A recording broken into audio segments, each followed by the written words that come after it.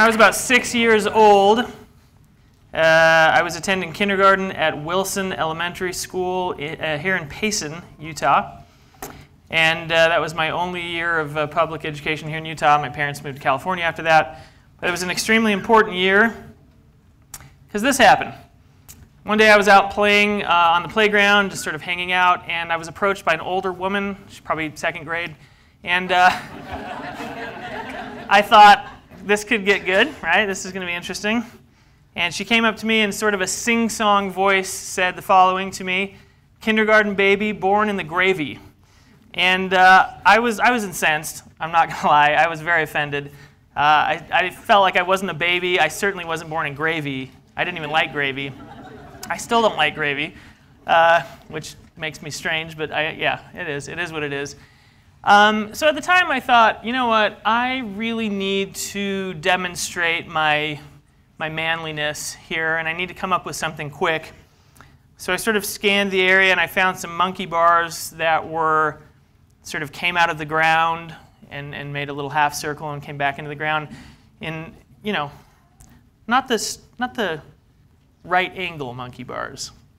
Not that that matters, but that's just, it was kind of interesting.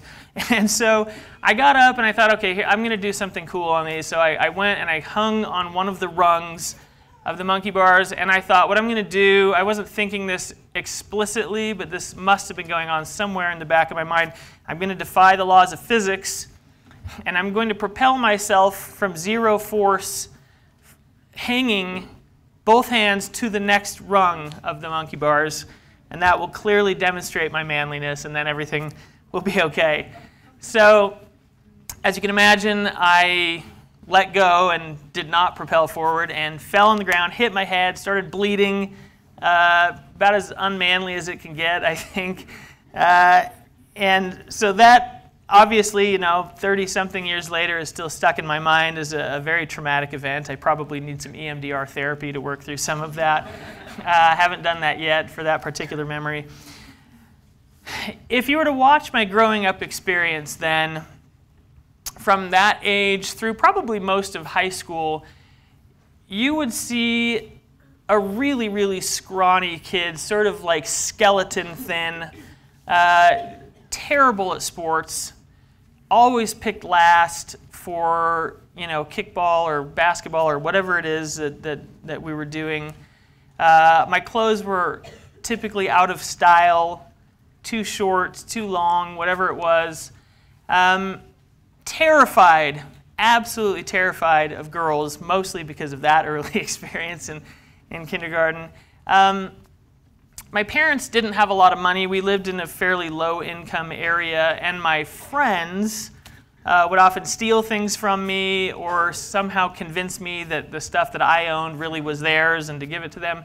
I even got beat up by my own friends on a number of occasions, okay? This story is getting really sad.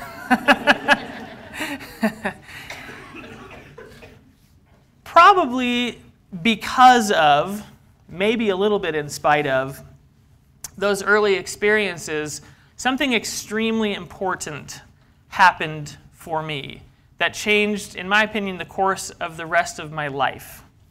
And that was that I became obsessed. I developed an obsession with personal growth and self-development.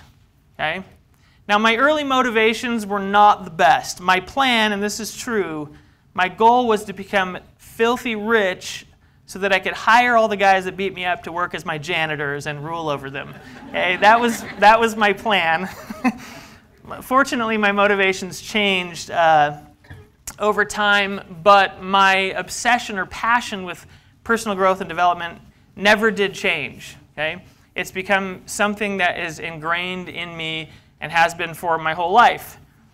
It's why I almost never give the same presentation twice in a setting like this. You'll almost never hear me give the same presentation twice because I'm always trying to learn something new. I'm always trying to figure out what the next thing is. What else can I learn about that will improve my treatment of clients, will improve my teaching, my public speaking, my mentoring, all of those things. It's the reason why I was up at 2 o'clock in the morning while most of you were asleep, hopefully, working on throwing out all of the ideas that I had had for what I was going to say today, throwing everything out and starting over from scratch and poring over research on something called growth mindset that I'll talk about in a few minutes here, because it hit me like a bolt of lightning as I was trying to make sense of what is it that makes the difference in a clinical setting for people that get better